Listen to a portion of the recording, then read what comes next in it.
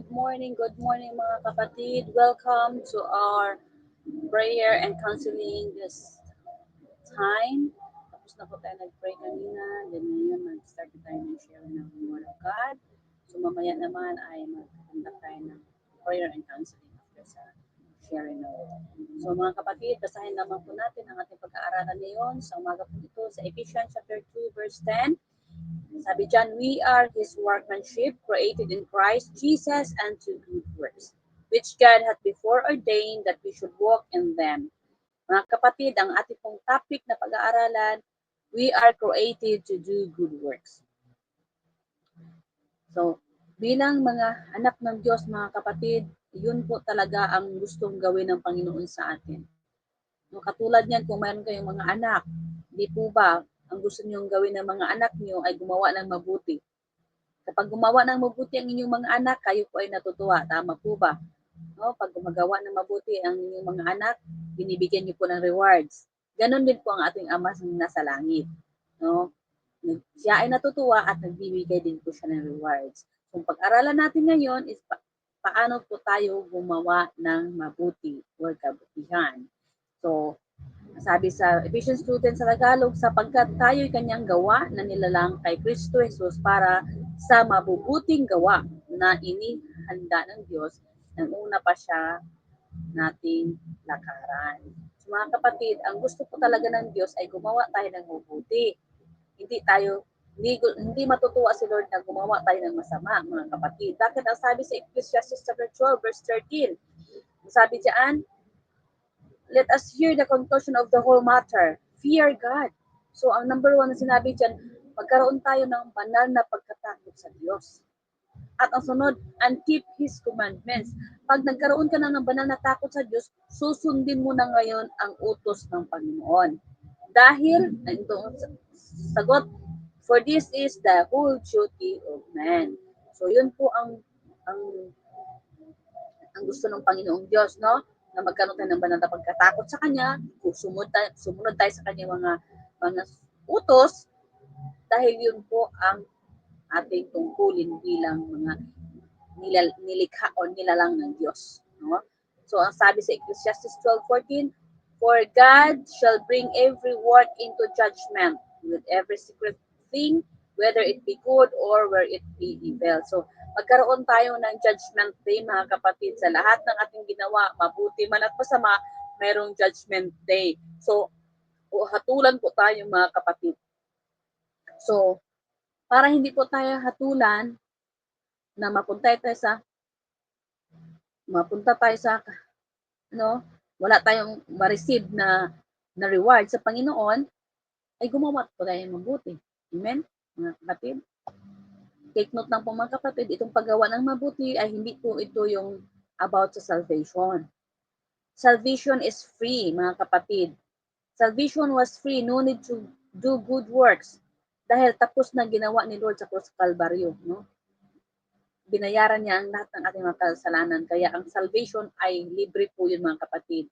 But our topic, it's about doing good works after you accept or receive Christ Jesus in your life. So ito po yung pinaka-pinpoint natin, mga kapatid. We will do good as the result of your salvation, mga kapatid. That is the command of the Lord as the duty of men. No? Dahil ang ating pag-aaralan ngayon ay meron tatlo, mga kapatid. Number one, we are His workmanship in Christ Jesus. Paano tayo magkaroon ng workmanship, no? Or we are His workmanship in Christ Jesus to do good works. That's why, brother and sister in the Lord, we will do good work not only in the sight of man, but for the sight of the Lord. In everything we do it for God's glory. Ang sabi sa Colossians chapter 3:23, mga kapatid, whatsoever you do, kung ano daw ang ating mga gagawin, dapat gawin natin ito ng buong puso para sa Panginoon at hindi po para sa tao, mga kapatid. At ang sabi sa Colossians 3:24, knowing that the Lord ye shall receive the reward of the inheritance before ye serve the Lord Christ. So, lahat ng ating gagawin, mga kapatid, dapat tao sa puso na paggawa dahil ito ay para sa Panginoon.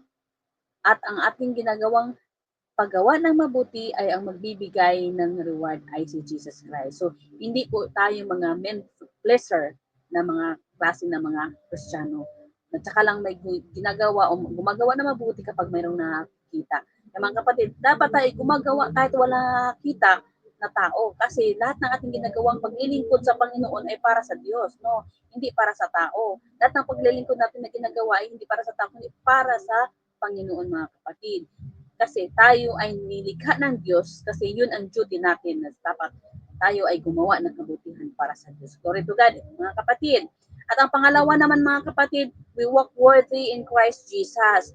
So dahil tayo ay nilikha ng Diyos, tayo naman ngayon, pangalawa, ay lalakad ayon sa kalooban ng Diyos. Ayon sa kalooban ng Panginoon. Sabi sa Ephesians chapter 4, verse 2, paano natin maipakita na tayo lumalakad na ayon sa kalooban ng Diyos, no? Ephesians 4, verse 2, with all lowliness and meekness, with long suffering, forbearing one another in love. So, dapat mga kapatid, makikita sa atin ang mapagkumbabang puso, no? Hindi mayabang, hindi mapagmataas. Dapat makita sa atin mga kapatid na tayo ay nandoon ang kaamuan, hindi magagalitin. Wag maraming matamaan diyan, pasensya na po, word ito ng Lord, no? So dapat tayo ay magkaroon ng kaamuan, no? Maamo magsalita, hindi laging galit, no? Na may pagpapahinuhod na mga batahan kayo sa pag-ibig, kayo sa pag-ibig. So magkaroon tayo ng long suffering, no? Mahabang pasensya at maipakita natin, maipadama natin ang pag-ibig ng Diyos, mga kapatid. So yun ang gustong makita sa atin ng Panginoon sa atin, na habang lumalakad tayo, no, na si Lord ang malulahati sa buhay natin, kung ginagawa natin ito, mga kapatid, na magkaroon tayo ng mapagkumbabang puso, patuloy ang ating kaamuan, no, sa kapwa, at andoon yung pagpasensya natin sa lahat ng sitwasyon, at andoon na ipadama natin ang pag-ibig, no, sa ating kapwa through sa ating Panginoon, mga kapatid. Sabi sa Ephesians 4 verse 3, endeavoring to keep the unity of the Spirit in the bond of peace. So dapat tayo bilang mga anak na ng Diyos, mga kapatid, makita sa atin ang unity, ang pagkakaisa, no? Nandoon ang bond, or binigkis tayo ng Holy Spirit, no? Na ang Holy Spirit ang siyang nagbigkis sa atin, na nandoon ang patuloy na kapayapaan, andoon pagkakaunawaan, no? Andoon yung pagtutulungan, nandoon yun sa atin yung nagmamalasakit tayo sa kapwa. So doon makikita, mga kapatid, na tayo ay lumalakad ayon sa kalooban at si Lord ang malulahati sa buhay natin. Once ginagawa po natin ito, mga kapatid. So number 1, we are His workmanship in Christ Jesus. Number 2, we walk worthy in Christ Jesus. And number 3, we are in fellowship with Christ Jesus. So paano ba tayo magkaroon ng right fellowship, or magkaroon tayo ng partnership, or tinatawag natin na other term is koinonia or fellowship with Christ. So magkaroon tayo ng fellowship, no, sa ating Panginoon, mga kapatid. Once tayo, no, bilang mga anak ng Diyos, as a Christian, son and daughter of God, no, hindi lamang mga pastors, hindi lamang mga leaders, mga deacons, all members, we will help each other.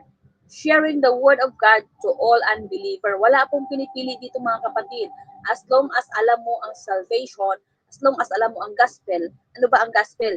Na si Jesus Christ, napako sa cross, nahirapan sa cross sa Kalbaryo, napako siya, namatay siya, nilibing at nabuhay na muli para ikaw at ako ay magkaroon ng buhay na walang hanggan. Yun po yun, mga kapatid, ang gospel na dapat natin i-share. So walang pinipili po dito, mga kapatid. Either young people ka ba, high school ka ba, o ilang course natapos mo. Okay? Walang pinipili na anong kurso, as long as diskurso mo na mag-share sa Word of God. Ibig sabihin, you're willing to share the Word of God, mga kapatid.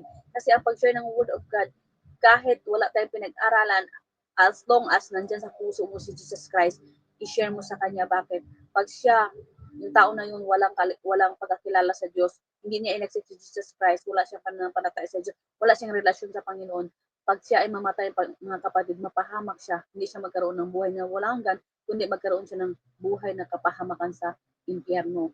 Kaya ikaw at ako, mga kapatid, mayroong dapat gawin. No? Mag-aral tayo ng salita ng Diyos. We will study the Word of God, mga kapatid.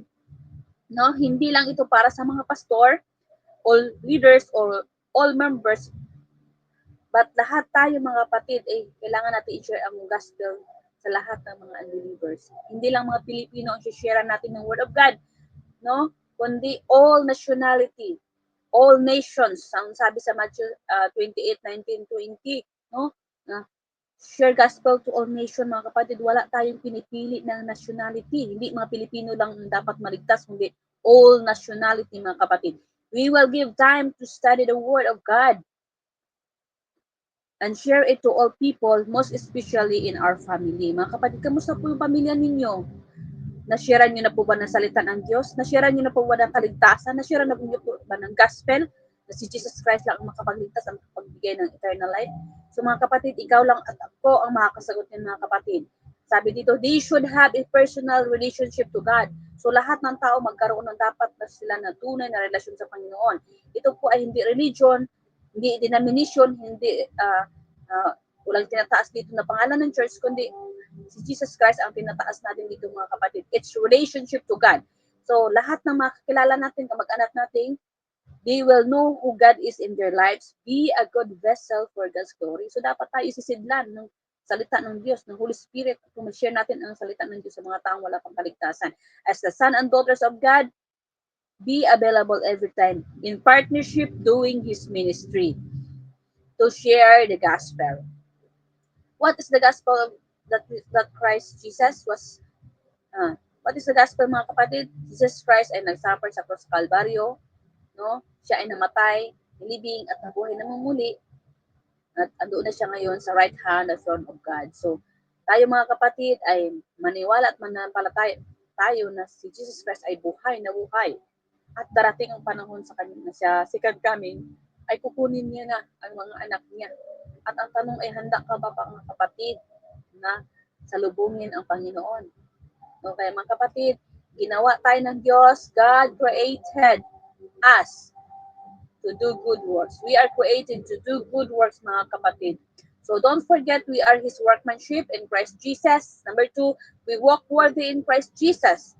And number 3, we are in fellowship with Christ Jesus. So tayo ay dapat magkaroon ng relationship sa Panginoon, no?